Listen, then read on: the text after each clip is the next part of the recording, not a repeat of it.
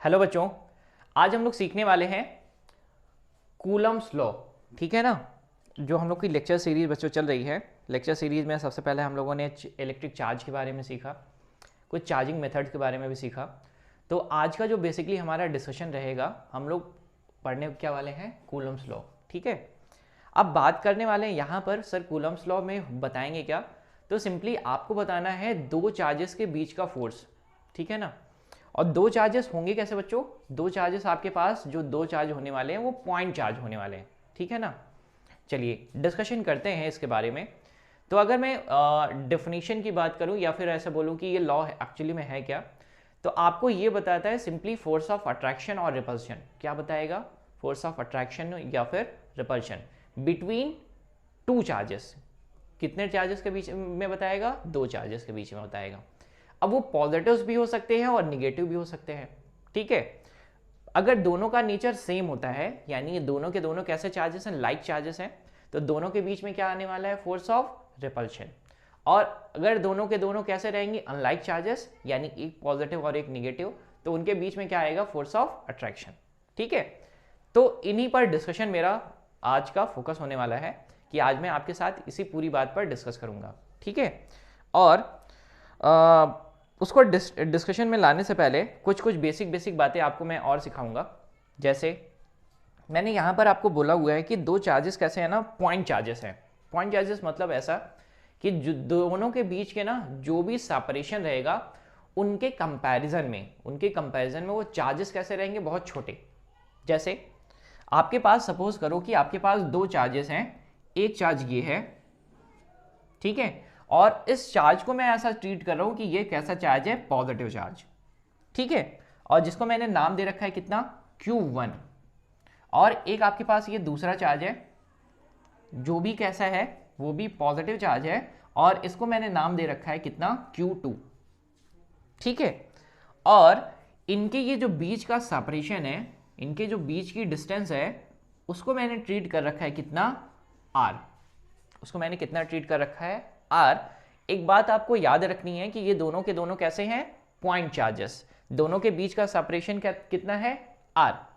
आप लोगों ने ग्रेविटेशन लॉ भी पढ़ा होगा, न्यूटन्स ग्रेविटेशन लॉ ना, ये आप लोग पढ़ के आते हैं कहाँ पर? क्लास 11 में पढ़ के आते हैं। तो वहां पर भी हम लोगों ने बात की थी, किसके लिए बात की थी? दो मासेस के लिए बात की थी। दो मासेस के लिए, यानी जब भी हमारे पास दो मास किसी डिस्टेंस से सेपरेट हो, जैसे मैं रिप्रेजेंट करूं यहाँ पर, तो आपके पास वहां पर ग्रेविटेशन लॉ में हमने क्या पढ़ा था कि एक मास आपके पास होता था जिसको हम लोग रिप्रेजेंट करते थे m1 से, और एक आपके पास दूसरा मास हुआ करता था जिसको हम लोग रिप्रेजेंट करते थे कैसे? m2 से। और दोनों के बीच का सेपरेशन हम लोग रिप्रेजेंट किससे किया करते थे? उसको रिप्रेजेंट किया करते थे, चाहे सपोज करो आप d से भी रिप्रेजेंट कर सकते हो या फिर r से भी रिप्रेजेंट कर सकते हो। तो वहां पर हम लोगों ने क्या देखा था? वहां पर हम लोगों ने ये देखा था कि इनके बीच का जो भी फोर्स ऑफ अट्रैक्शन होगा, ठीक है ना, वो क्या हुआ करता था? वो इन दोनों मासेस के प्रोडक्ट के डायरेक्टली प्रोपोर्शनल हुआ करता था, यानी फोर्स ऑफ अट्रैक्शन। और याद रखिएगा, ग्रेविटेशन फोर्स ओनली अट्रैक्शन वाला होता है। ठीक है ना।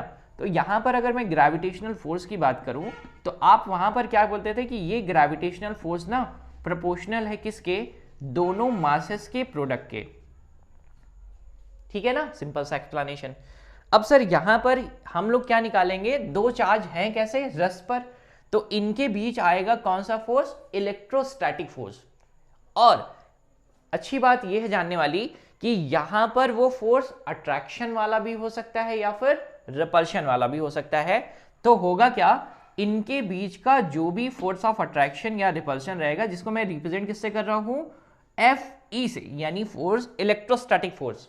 यहां पर कौन सा फोर्स था? Gravitational force, which is proportional to the product of both masses. यहां पर क्या है? यहां पर आपके पास सिंपली ये जो इलेक्ट्रोस्टैटिक फोर्स है वो प्रोपोर्शनल टू होता है किसके? Product of both charges. ठीक बात है, समझ में आती है। मैंने कंपैरिजन कराया ही क्यों आपको?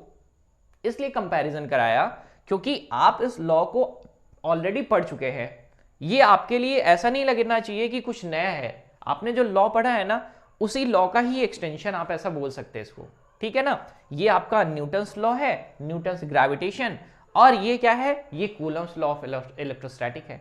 ठीक है, दोनों लॉज में कॉमन क्या है कि ये जो आपके पास फोर्स ऑफ ग्रेविटेशन है ये क्या होता है, ये इनवर्स स्क्वायर लॉ को फॉलो करता है। इनवर्स स्क्वायर लॉ मतलब this force of attraction is directly proportional to 1/r², यानी इनके बीच का जो भी सेपरेशन होगा ना उनके स्क्वायर के, ये कैसा है, ये इनवर्सली प्रोपोर्शनल है। ठीक है, इसी तरीके से सेम यहां पर ये जो आपके पास बोलने वाले हैं ये r है ना, ये भी यहां पर भी इनवर्स स्क्वायर लॉ को ही फॉलो करेगा, जिसको हम लोग बोलेंगे this is proportional to what, that is 1/r²। ठीक है, अब यहां पर हम लोग क्या किया करते थे, यहां पर हम लोग प्रोपोर्शनैलिटी को हटाते थे, दोनों को इंक्लूड करते थे और प्रोपोर्शनैलिटी को हटा दिया करते थे। तो हमारे पास क्या आ जाया करता था, यहां से हमारे पास आ जाया करता था this gravitation force will be what, that is capital G universal gravitation constant, mass यानी m1 एंड m2 अपॉन क्या, दोनों के बीच की डिस्टेंस का स्क्वायर। ये आता था बच्चों आपके पास ग्रेविटेशन लॉ से, कौन सा लॉ था, न्यूटन्स लॉ ऑफ ग्रेविटेशन से आपको ये मिलता था। ठीक है, मैंने सिमिलरली आपको बताया है इलेक्ट्रोस्टैटिक फोर्स के बारे में। यहां पर आपको क्या मिलता है, यहां पर ये इलेक्ट्रोस्टैटिक फोर्स यानी Fe is directly proportional to what, directly proportional to Q1 Q2 upon कितना, R का स्क्वायर। अगर मैं इस प्रोपोर्शनैलिटी को हटाऊं तो बच्चों हम लोग लाते हैं Fe equal to K Q1 Q2 upon R square. ठीक है बच्चों, ये मैंने कंपैरिजन किया था सिर्फ आपको समझाने के लिए। ये आपका है न्यूटन्स लॉ ऑफ ग्रेविटेशन, ये आपका है कूलम्स लॉ ऑफ इलेक्ट्रोस्टैटिक। ठीक है, अब इसकी नीड मुझे नहीं है, मैं सिर्फ आपको समझाने के लिए मैंने यूज किया था, तो मैं इसको अब रब कर देता हूं। अब आपका मेन डिस्कशन यहां पर फोकस होने वाला है, और इस लॉ को हम लोग इन वर्ड्स भी लिखते हैं और आगे देखते हैं कि क्या और बोलते हैं। ठीक है, चलिए तो मैं इसको रब कर देता हूं अभी।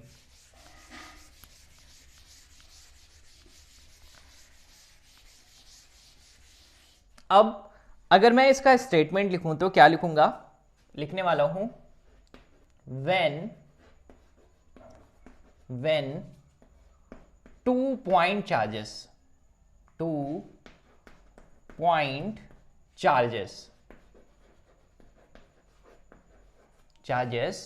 that are Q1 and Q2, कौन कौन से चार्ज है बच्चों, Q1 और Q2, are placed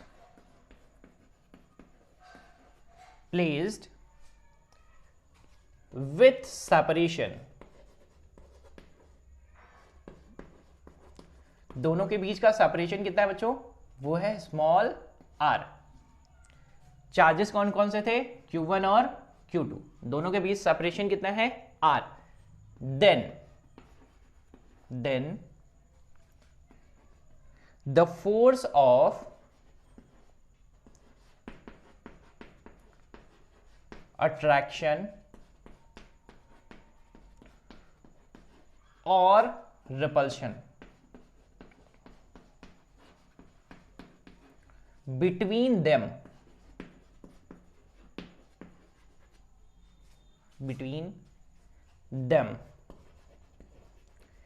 is directly proportional to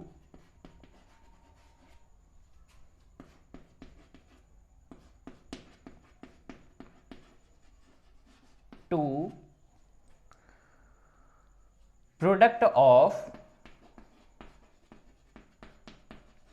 both charges।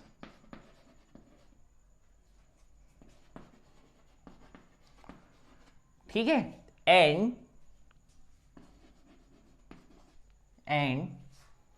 inversely proportional to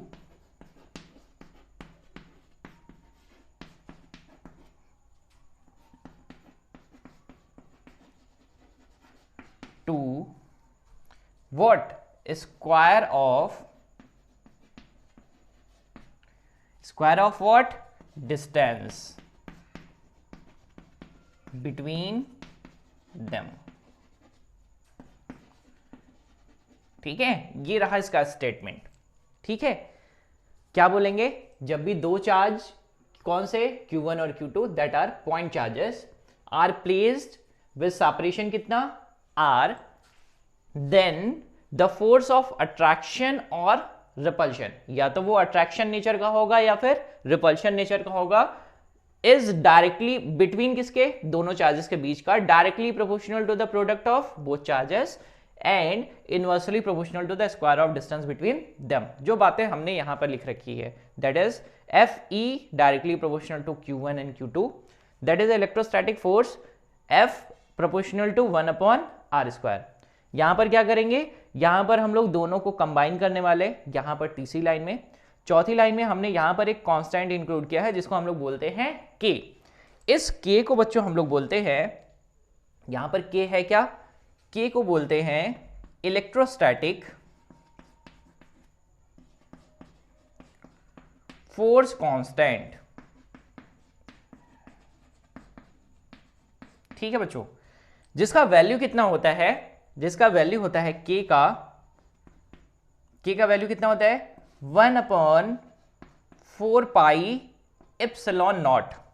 यहां पर ये मैंने लिखा है, यहां पर मैंने लिखा है एप्सिलॉन नॉट, इसको बोलते हैं एप्सिलॉन नॉट, मैंने लगाया है यहां पर, ये जीरो लगाया है, ठीक है ना। एप्सिलॉन नॉट ये है क्या, इसको यहां पर बच्चों बोलते हैं इलेक्ट्रिकल परमिटिविटी। क्या बोलेंगे, इलेक्ट्रिकल परमिटिविटी, ठीक है ना, क्या बोलेंगे, इलेक्ट्रिकल परमिटिविटी। तो मैं अब क्या करता हूं ना, मैं इस स्टेटमेंट को हटा देता हूं, ये आपको पूरा ये समझाता हूं, ठीक है। स्टेटमेंट मैं हटाने जा रहा हूं, देखो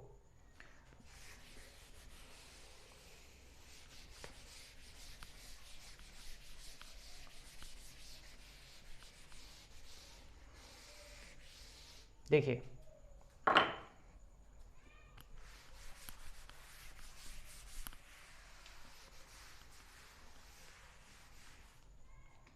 ये जो आपके पास इप्सिलॉन नॉट है, इसका वैल्यू होता है 8.85 इंटू 10⁻⁻12। यूनिट क्या लिखेंगे, यूनिट लिखेंगे coulomb square upon newton metre square. ठीक है, ये क्या है, ये आपके पास, इसको बोलते हैं इलेक्ट्रिकल परमिटिविटी।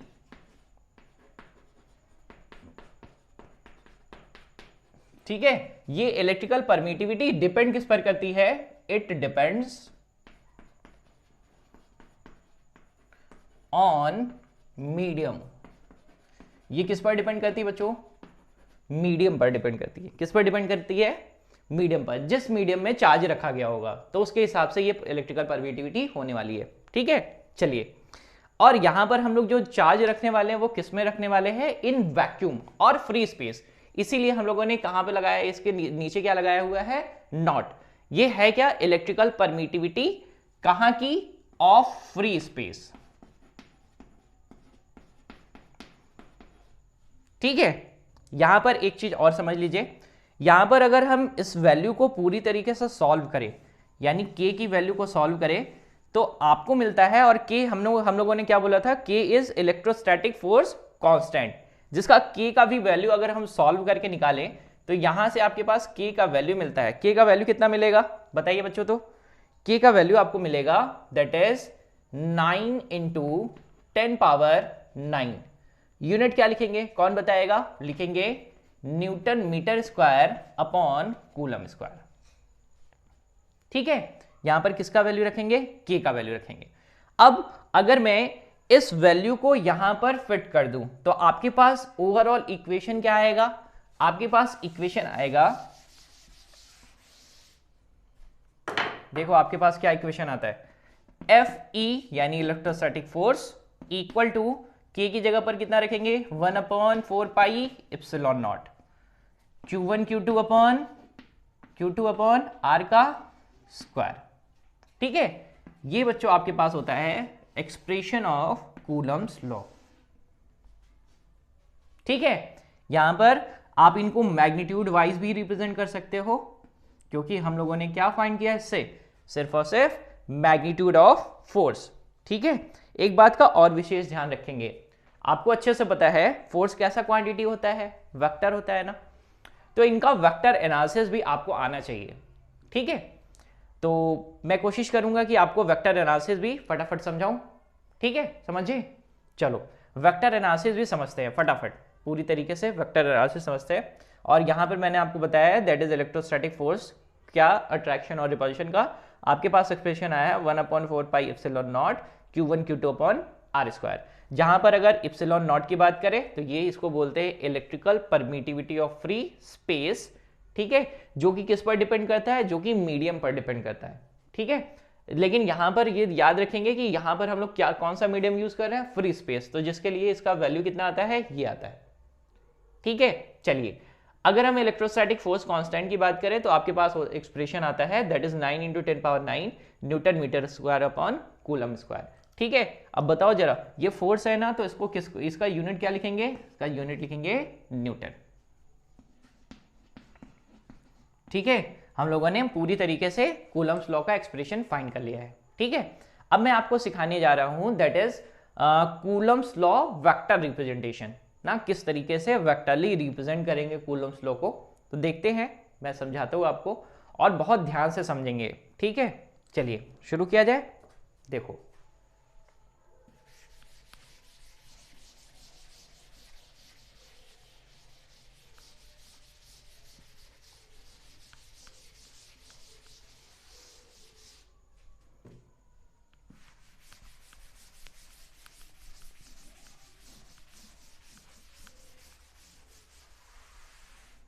देखिए, जैसे आपके पास दो चार्ज हैं और उनको ना मैंने कैसे रखा है, कुछ कहीं पर रखा है, तो मैंने उसके लिए सबसे पहले रिप्रेजेंट कर लिया है कोऑर्डिनेट्स। कोऑर्डिनेट्स आपके पास कौन कौन से हैं, ये आपका x डायरेक्शन, ये y डायरेक्शन, और ये कैसी है बच्चों, z डायरेक्शन, ठीक है। और मैंने क्या किया है ना, 2 पॉइंट चार्जेस लिए हैं और दोनों पॉइंट चार्जेस में मैंने पहले वाले पॉइंट चार्ज को रखा है कुछ कहां पर, यहां पर। इस चार्ज का नेचर कैसा मैंने रखा है, इस चार्ज का नेचर रखा है पॉजिटिव। कैसा चार्ज है बच्चों, पॉजिटिव चार्ज है, ठीक है। जिसको मैंने नाम क्या दे रखा है, जिसको मैंने नाम दे रखा है कितना, Q1, जिसको मैंने नाम दे रखा है Q1 चार्ज है ये, ठीक है, कैसा है, पॉजिटिव। अगर मैं इसके पोजीशन वेक्टर की बात करूं, पोजीशन वेक्टर मतलब फ्रॉम द ओरिजिन से इसका पोजीशन वेक्टर मैं अगर रिप्रेजेंट करूं, ये आपके पास है ओरिजिन का O, ठीक है ना। चलिए लिख देता हूं मैं, ओरिजिन है ये, जहां से मैंने क्या रिप्रेजेंट किया, इसका पोजीशन वेक्टर, और पोजीशन वेक्टर मैंने ड्रॉ किया है कुछ ये। इस पोजीशन वेक्टर का मैंने नाम रख दिया है कितना, R1। पोजीशन वेक्टर कितना है, R1, ठीक है। इसी तरीके से आपका एक कोई दूसरा चार्ज प्लेस्ड है और वो चार्ज प्लेस कहां पर है, यहां पर। इस चार्ज का भी नेचर मैंने क्या रखा है, इस चार्ज का भी नेचर मैंने रखा है पॉजिटिव, ठीक है। जिसका नाम मैं रख देता हूं, जिसका नाम है, इस चार्ज का नाम है कितना, Q2, ठीक। इसको भी ड्रॉ कर देते हैं कि इसका क्या ड्रॉ करेंगे, पोजीशन वेक्टर। तो पोजीशन वेक्टर कहां से, फ्रॉम द ओरिजिन, देखो। और ये क्या रहेगा आपके पास, R2, ठीक है। वेक्टर में लगा देते हो फटाफट, ये सारे के सारे क्या है, वेक्टर्स। ये बात समझ में आती है। वेक्टर फॉर्म में हम लोग पढ़ने वाले हैं क्या, कूलम्स लॉ। तो मैं लिख देता हूं यहां पर कि भाई अभी हम लोग पढ़ रहे हैं कूलम्स लॉ कैसा है, वेक्टर रिप्रेजेंटेशन या वेक्टर फॉर्म, ठीक है। चलिए उसके लिए मैंने क्या किया, सबसे पहले कोऑर्डिनेट ड्रॉ किया, यानी x axis, y axis and z axis. इसमें मैंने क्या किया है, चार्ज को प्लेस कर दिया, 2 चार्जेस को प्लेस कर दिया, जिसके लिए पहले वाले के लिए पोजीशन वेक्टर है कितना, R1, दूसरे वाले के लिए पोजीशन वेक्टर कितना है, R2, ठीक है ना। अब करना क्या है, सिंपली आसान शब्दों में समझें, हमें क्या निकालना है, हमें इन दोनों के बीच का फोर्स ऑफ अट्रैक्शन या रिपल्शन निकालना है, ठीक है। अब याद रखेंगे छोटी छोटी बातें, ये इसका नेचर कैसा है, पॉजिटिव, इसका नेचर कैसा है, पॉजिटिव, मैंने लिया है, ऐसा रिप्रेजेंट किया है। तो अगर मैं इस वाले की वजह से इस पर फोर्स को फाइंड करूं तो कैसे निकालूंगा, आप ध्यान रखिएगा इस बात को, जो भी लाइन इन दोनों चार्जेस को ज्वाइन कर रही है, जो भी लाइन क्या कर रही है, इन दोनों चार्जेस को ज्वाइन कर रही है, फोर्स ऑफ अट्रैक्शन और रिपल्शन ऑलवेज काम कहां करता है, उस लाइन के अलोंग। याद रखिएगा ध्यान से, जो भी आपके पास फोर्स ऑफ अट्रैक्शन और रिपल्शन मिलने वाला है, जो भी लाइन इन दोनों को ज्वाइन करेगी उस लाइन के अलोंग ही मिलता है, ठीक है ना। अब यहां पर आपको फोर्स कितना मिल रहा है, सपोज करो इसकी वजह से इसके ऊपर फोर्स आ रहा है यहां पर, और मेरे रिप्रेजेंटेशन को ध्यान से देखिएगा जैसे मैं कर रहा हूं, कोशिश करिएगा सीखने की। आपको किस पर फोर्स आ रहा है, 2 पर, किसकी वजह से फोर्स आ रहा है, 1 की वजह से, तो रिप्रेजेंट करेंगे इस पर फोर्स कितना आ रहा है, F21। इसकी डायरेक्शन किधर है बच्चों, इधर की तरफ, तो मैं इस पर वेक्टर का एरो लगा देता हूं, किधर की तरफ, इधर की तरफ, ठीक है ना। चलो अगर मैं सेम रिप्रेजेंट करूं किधर की, किस पर, इस वाले चार्ज पर, तो इस वाले चार्ज पर अगर मैं फोर्स को रिप्रेजेंट करूं तो कैसे रिप्रेजेंट करूंगा सर, इसी लाइन के अलोंग ही करेंगे, और वो किस तरफ आने वाला है, कुछ इस तरफ, क्योंकि ये पॉजिटिव है तो क्या करेगा, इसको रिपल करेगा, और अगर ये पॉजिटिव है तो ये क्या करेगा, इसको रिपल करेगा। तो अगर मैं यहां पर फोर्स की बात करूं तो फोर्स कितना हो जाएगा, कैसे मैंने बताया रिप्रेजेंटेशन, फोर्स को मैं लिख देता हूं इससे, F से, किस पर लग रहा है, 1 पर, लगा कौन रहा है, 2 वाला। ये कितने बच्चों को आया, सभी को आया ना। रिप्रेजेंटेशन मैंने क्या बोला, अगर 2 पर फोर्स लगा रहा है, कौन लगा रहा है सर, 1 वाला, तो मुझे फोर्स किस पर मिल रहा है, 2 पर। पहले मैंने किसको लिखा है, 2, बाद में क्या किया है, 1, ठीक है ना, कुछ गड़बड़ तो नहीं करेंगे। अब यहां से आपको क्या समझ में आ रहा है कि सर F12 और F21 दोनों क्या है, एक दूसरे के अपोजिट, एक इधर की तरफ लगा रहे हैं और एक इधर की तरफ लगा रहे हैं, ठीक है। हमें क्या करना है सर, इनका ना वेक्टर फॉर्म फाइंड करना है, तो मैग्नीट्यूड भी फाइंड करेंगे, वेक्टर भी फाइंड करेंगे। अब एक चीज मैं आपको ध्यान से समझाता हूं, अगर मैं इन दोनों पोजीशन वेक्टर को रिप्रेजेंट करूं यहां पर, देखो पोजीशन वेक्टर को मैं रिप्रेजेंट कर रहा हूं यहां पर, ये है आपके पास क्या, R1 वेक्टर, और ये है आपके पास क्या, यहां पर है ये आपके पास चार्ज, और ये है आपके पास चार्ज 2, और ये रहा आपके पास पोजीशन वेक्टर R2। इसको मैं लिख देता हूं ऐसे ही, नहीं तो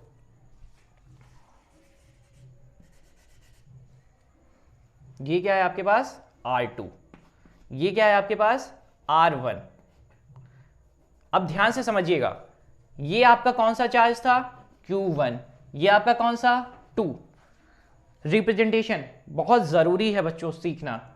अगर मैं कहां से कहां जा रहा हूं, अगर मैं 2 से जा रहा हूं किसकी तरफ, 1 की तरफ, तो फिर से मैं रिप्रेजेंट कर रहा हूं, मुझे जाना कहां पर है, 1 पर, मुझे कहां जाना है, 1 पर, जा कहां से रहे हैं, 2 से, तो मैं रिप्रेजेंट कैसे करूंगा, देखो जरा, यहां से यहां तक का पोजीशन वेक्टर क्या दिखेंगे, दैट इज डिस्प्लेसमेंट ना, दोनों पोजीशन वेक्टर का difference, that is displacement between 2 charges, या फिर सेपरेशन बिटवीन 2 चार्जेस। और ultimately what is our purpose, और purpose is to find the separation between 2 charges, 2 charges के बीच का सेपरेशन ही तो फाइंड करना है हमको ना। अगर इनका बीच का डिस्टेंस हमको मिल जाएगा तो बस काम चल जाएगा। सर चार्ज Q1 है, Q2 है, दोनों के बीच का सेपरेशन लगा देंगे कूलम्स लॉ, तो यही फाइंड करना है, सेपरेशन, दोनों के बीच का सेपरेशन यानी डिस्प्लेसमेंट। तो मैंने आपको समझाया कि अगर मैं 1 पर जा रहा हूं, किधर से जा रहा हूं, 2 से जा रहा हूं, तो आपके पास देखो या तो Q1 से Q2 की तरफ जा सकते हैं, तब भी मेजर कर सकते हैं, या Q2 से Q1 की तरफ जा सकते हैं, तो दोनों तरीके आपके पास, ठीक है ना। या फिर आप ऐसा बोले कि आप ये फोर्स निकाल सकते हो कि Q2 Q1 पर कितना लगा रहा है और Q1 Q2 पर कितना लगा रहा है, तो Q1 कितना लगा रहा है, F21, Q2 कितना लगा रहा है, F12, ठीक है ना। चलो देखो, अब अगर मुझे कहां तक जाना है, मुझे जाना है 1 पर, तो लिखेंगे कैसे, R1, कहां से आए थे, 2 से, कोई गड़बड़ तो नहीं करेंगे। डायरेक्शन किधर की, ये रही इसकी डायरेक्शन, कुछ गड़बड़ तो नहीं करेंगे।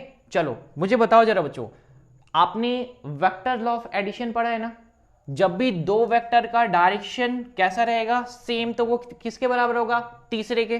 तो अगर मैं यहां पर रिप्रेजेंट करूं तो ये क्या है सर, ये और ये दोनों के दोनों कैसे हैं, सेम डायरेक्शन में, तो मैं कैसे लिखूंगा, R12, ये किधर की डायरेक्शन है, इधर की तरफ, ये दोनों के दोनों कैसे सेम, तो मैं R12 प्लस, इसको मैं लिख देता हूं, ये R है, मैं इस तरीके से R लिख देता हूं ताकि आपको कंफ्यूजन ना हो। R12 प्लस कितना, R2 बराबर कितना, R1।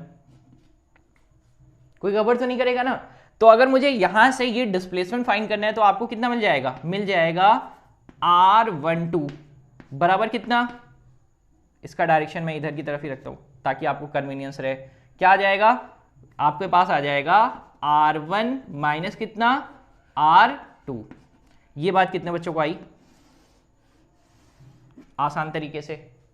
मैं जा किधर, कहां पे रहा हूं, 1 की तरफ, कहां से चला था, 2 से। मैंने क्या फाइंड किया, दोनों के बीच का डिस्प्लेसमेंट वेक्टर। ठीक है, यानी आप सर इधर से अगर इधर की तरफ आ रहे हैं तो आपको क्या मिलेगा, दोनों के बीच का डिस्प्लेसमेंट कितना, वो मिलेगा R12। कितना मिलेगा, R12। ठीक है ना। अब सेम मैं इसको ड्रॉ कर रहा हूं कहां पर, यहां पर। तो अभी देखो ये रहा आपके पास चार्ज, कौन सा, Q1। ये आपके पास चार्ज कितना, Q2। मैं ड्रॉ करूं यहां से, ये देखो ये पोजीशन वेक्टर कौन सा, R1, ये कौन सा, R2। ठीक, अब मुझे कहां से कहां जाना, मुझे अगर 2 इधर से किधर की तरफ जाना, इधर की तरफ जाना, 2 की तरफ। तो मैं कैसे रिप्रेजेंट करूं, तो सर सिंपली आप रिप्रेजेंट कर दीजिए। इसको रिप्रेजेंट कैसे करेंगे, आप किधर की तरफ जा रहे हैं, 2 की तरफ, किधर की तरफ जा रहे हैं, 2 की तरफ। तो लिखेंगे कितना, R2। सर कहां से चले थे, 1 से। सिंपल सा लॉजिक है बच्चों, एक ट्रिक एकदम हमेशा याद रखिएगा। कहां पे जा रहे हैं, 2 पर, कहां से चले थे, 1 से। तो डायरेक्शन किधर, ये रिडायरेक्शन। ठीक है, वेक्टरली रिप्रेजेंट कर लिया जाए, sir triangle law of vector addition लगा दिया जाए। दो वेक्टर कौन कौन से सेम डायरेक्शन में है, एक ये सेम है और एक ये वाला सेम है। तो मैं इसको कैसे लिखूंगा, मैं इसको लिखूंगा R1 वेक्टर प्लस कौन सा vector, R21 vector equal to कितना, इक्वल टू आपके पास आ जाएगा R2 वेक्टर। तो यानी आपके पास क्या आ जाएगा, आपके पास आ जाएगा R21 vector equal to R2 minus R1।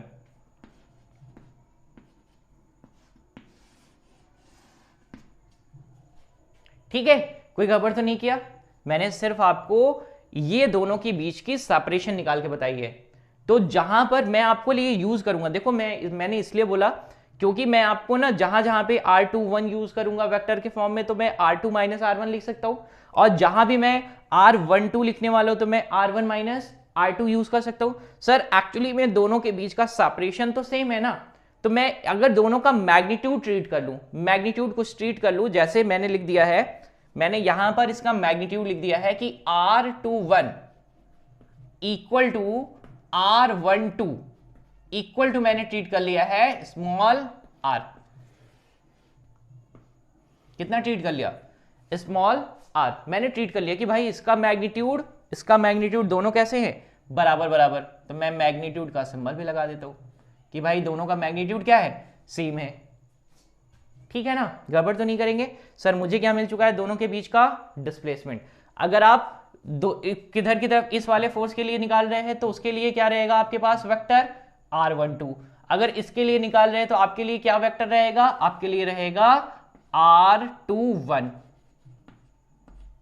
कोई गड़बड़ी तो नहीं करेंगे, पक्का ना। क्योंकि मुझे क्या निकालना है, मुझे निकालना है फोर्स। और एक चीज का और ध्यान रखेंगे, मुझे किस डायरेक्शन में चाहिए, जिस डायरेक्शन में मेरा फोर्स है उसी डायरेक्शन में क्या चाहिए, डिस्प्लेसमेंट चाहिए, या फिर दोनों के बीच का सेपरेशन चाहिए। ठीक है ना। चलो रिप्रेजेंट करते हैं। अब क्या लगाने वाले हैं, कूलम्स लॉ। ठीक है, तो मैं उम्मीद करता हूं ये आपको समझ में आया है। मैं इन दोनों को यहां पर शिफ्ट कर देता हूं।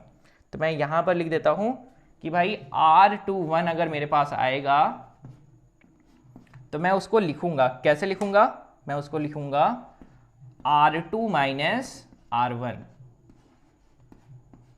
ठीक है, और अगर मेरे पास R12 आएगा तो मैं उसको लिखूंगा R1 माइनस R2।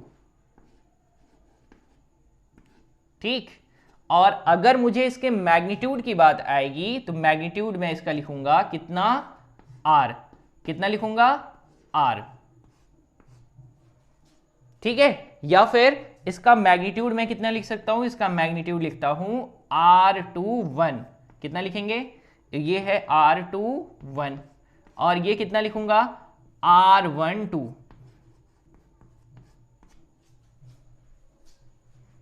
ठीक है ना, गड़बड़ी तो नहीं करेंगे ना। अभी मैं इसको रब कर दूं, कूलम्स लॉ लगाऊं फटाफट, देखो कूलम्स लॉ लगाते हैं।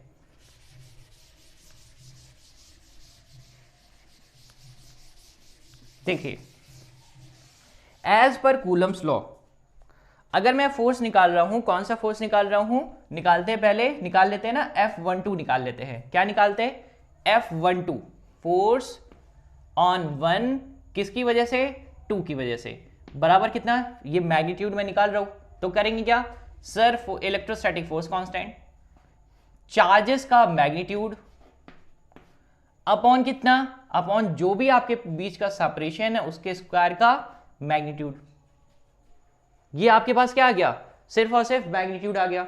और अगर दूसरे वाले का बात करूं, तो दूसरे वाले की बात करूं तो मेरे पास क्या मिल जाएगा, मिल जाएगा F21 किस पर, 2 पर, किसकी वजह से, 1 की वजह से, बराबर क्या मिल जाएगा आपके पास sir, force constant, electrostatic force constant, दोनों चार्जेस का मैग्नीट्यूड अपॉन कितना, दोनों के बीच का सेपरेशन के स्क्वायर का मैग्नीट्यूड। बात आ गई समझ में। सर मुझे रिप्रेजेंट करना है वेक्टर फॉर्म में, आपको अब बताइए जरा क्या करें। सर वेक्टर रिप्रेजेंटेशन में हम लोग ये सीखा था कि अगर मुझे फोर्स का वेक्टर चाहिए तो आपको लिखना पड़ेगा फोर्स का मैग्नीट्यूड और लिखना पड़ेगा फोर्स का डायरेक्शन,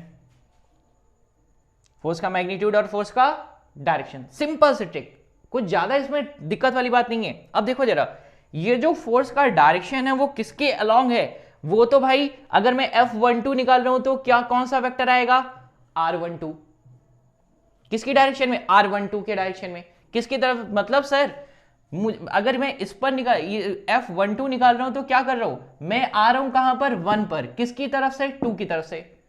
और अगर मैं 2 पर निकाल रहा हूं तो मैं कहां पर आ रहा हूं, 2 पर, किधर से, 1 की तरफ से।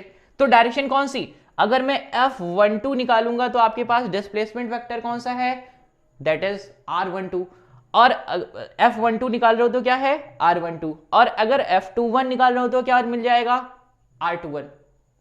ठीक है ना, तो देखो जरा, अगर मैं लिखूं सिंपल सा, अब यहां पर मैं इसको हटाता हूं, अब सिंपल सा मैं लिखता हूं फोर्स क्या, दैट इज फोर्स का लिखता हूं वेक्टर फॉर्म, लिखने वाला हूं F12, कैसा है भाई, वेक्टर। तो मुझे क्या पता करना है, सबसे पहले सिंपली लिख दूंगा K Q1 Q2 अपॉन कितना, R का स्क्वायर। फोर्स की डायरेक्शन, फोर्स की डायरेक्शन कैसी सर, ये तो कौन सी डायरेक्शन होगी, R12 की डायरेक्शन है ना, कौन सी, F21 वाली, तो मैं लिखूंगा R12 का डायरेक्शन। कितने बच्चों को आया, आया ना, पक्का।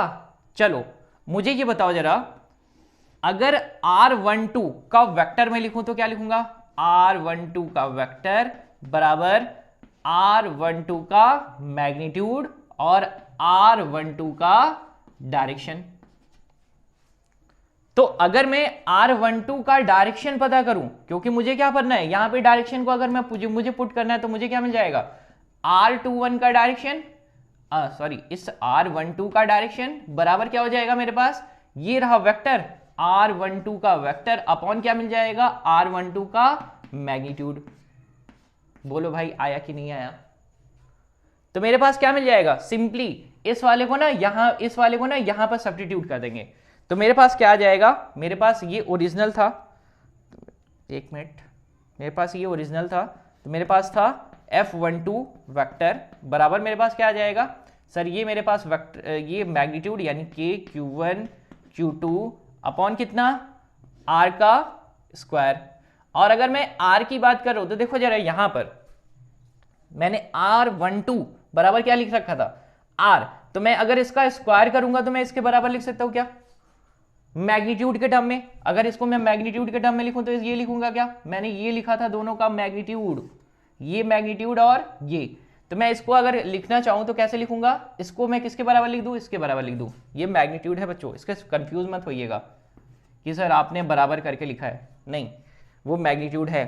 ठीक है, तो मैं यहां पर क्या लिख सकता हूं, R12 स्क्वायर का मैग्नीट्यूड। यहां पर क्या लिखूंगा, मल्टीप्लाई में इसकी डायरेक्शन की जगह ये लिखने वाला हूं R12 का वेक्टर अपॉन क्या करेंगे, R12 का मैग्नीट्यूड, और ये मिलकर क्या हो जाएंगे, क्यूब, यानी F12 बराबर मेरे पास आ जाएगा K Q1 Q2 अपॉन कितना, R12 का क्यूब इंटू कितना, दैट इज R12 का वेक्टर। इसी को बच्चों बोलते हैं vector form of Coulomb's law, जिसके लिए हम लोगों ने क्या निकाल लिया है, एक फोर्स। कौन सा फोर्स निकाला है, F12 वाला, ठीक है ना। सिमिलरली आप इसकी जगह पर R12 की जगह पर आप कितना पुट कर सकते हैं, R1 माइनस R2। अब ध्यान दो बच्चों, मैं आपको बस यहीं पर रिप्रेजेंट करना सिखा रहा हूं, बहुत ध्यान से समझिएगा। अगर मैं इन दोनों में से, इसमें और इसमें, R21 बराबर क्या है, R2 माइनस R1, R12 बराबर क्या है, R1 माइनस R2, दोनों का मैग्नीट्यूड क्या है, सेम, लेकिन दोनों की डायरेक्शन क्या है, अलग अलग। अगर मैं इसमें से या इसमें से, दोनों में से किसी में से माइनस को कॉमन कर दूं, दोनों में से किसी को क्या करूं, माइनस को कॉमन कर दूं। सपोज करो मैंने ना इसमें ऊपर वाले में से माइनस कॉमन कर दिया, तो मैं क्या लिख सकता हूं, मैं लिखूंगा, मैं यहां पे लिख रहा हूं, हाँ, R21, अगर मैं यहां से क्या कॉमन कर दूं, माइनस, तो मेरे पास क्या आ जाएगा, R1 माइनस R2, और इस R1 माइनस R2 को क्या लिख सकते हैं, R12, तो मैं यहां से लिख सकता हूं क्या, R21 का वेक्टर बराबर कितना, माइनस कितना, R12। देखो बच्चों, बस इतना सा काम था आपके लिए, ठीक है ना। मैंने ये क्यों किया है, ये मैं एट लास्ट बताने वाला हूं, जब मैं इसका वाला भी फोर्स निकालूंगा, फिर क्या करूंगा, R21 की जगह पर किसको सब्स्टिट्यूट कर दूंगा, इसको, ठीक है। तो आप क्या बोल सकते हैं कि दोनों फोर्सेस कैसे हैं, equal and opposite, equal and opposite. तो मैं क्या करता हूं, इसको रब करता हूं, इसके लिए निकालता हूं, और फिर क्या करूंगा, एट लास्ट R21 की जगह पर इसको सब्स्टिट्यूट कर दूंगा। उससे पहले मैं इसको ना ये आपके पास रहने देता हूं, ये एक्सप्रेशन को मैं शिफ्ट कर देता हूं, यहां पर मैं शिफ्ट कर देता हूं, ठीक है, यहां पर शिफ्ट कर देता हूं ऊपर। तो आपके पास आ जाएगा F12 बराबर K Q1 Q2 upon R12 का क्यूब, और क्या है आपके पास, R12 का वेक्टर, ठीक है। अब क्या करते हैं सर, अब मैं ना इसको हटा रहा हूं, इसको बनाता हूं अभी, देखो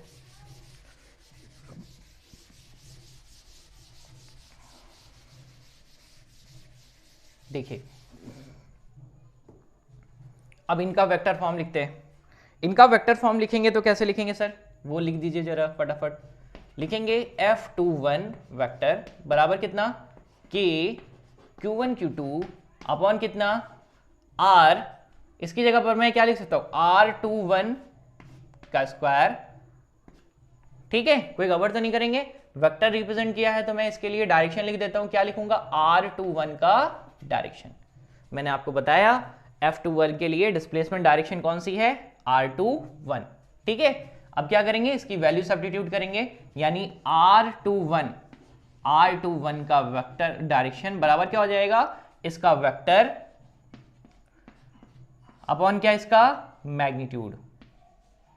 मैग्नीट्यूड कितना है, ये रहा इसका मैग्नीट्यूड, ठीक है। इसको मैं यहां पर शिफ्ट कर देता हूं यहां पर, तो आपके पास आ जाएगा F21 का वेक्टर बराबर क्या आ जाएगा आपके पास, K Q1 Q2 अपॉन कितना, यहां से ये रखेंगे तो ये क्यूब हो जाएगा, ये हो जाएगा R21 का क्यूब अपॉन, और इनटू क्या कर सकते हैं, R21 का वेक्टर।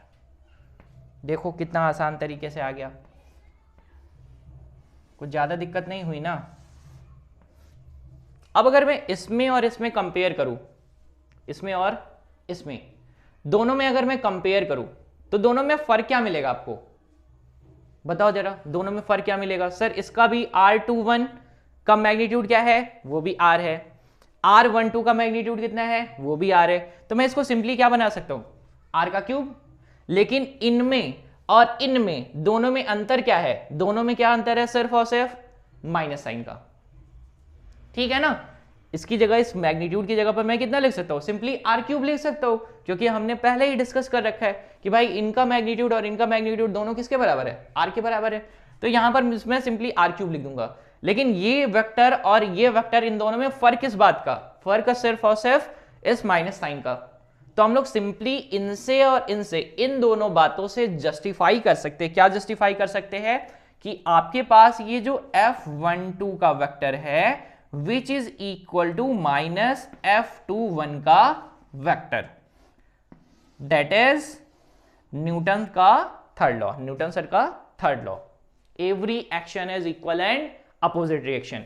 यानी जितने फोर्स से ये इस पर लगा रहा है, जितना फोर्स ये वाला चार्ज इस पर लगा रहा है, उतना ही फोर्स ये वाला चार्ज इस पर लगा रहा है। लेकिन दोनों में अंतर क्या है? दोनों में सिर्फ एक बात का अंतर है कि इसकी डायरेक्शन इधर की तरफ है और इसकी डायरेक्शन इधर की तरफ है। ठीक है? आसान तरीके से आप समझ पाए हैं वेक्टर एक्सप्रेशन को।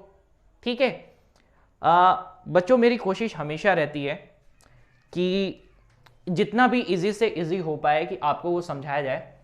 मैं उम्मीद करूंगा कि आपको समझ में आया होगा। ठीक है? हाँ, अगर आपका कोई डाउट रहता है इसके रिगार्डिंग, या फिर आपको लगता है कि हाँ कुछ पॉइंट मिसेज रह गया आपसे, तो आप एक काम करेंगे कि इसको एक बार और देखिएगा, एक बार देखिएगा। नहीं आएगा तो उन पॉइंट को मुझे जरूर बताइएगा जहां पे आपको दिक्कत हो रही है। ठीक है? थैंक यू बच्चों।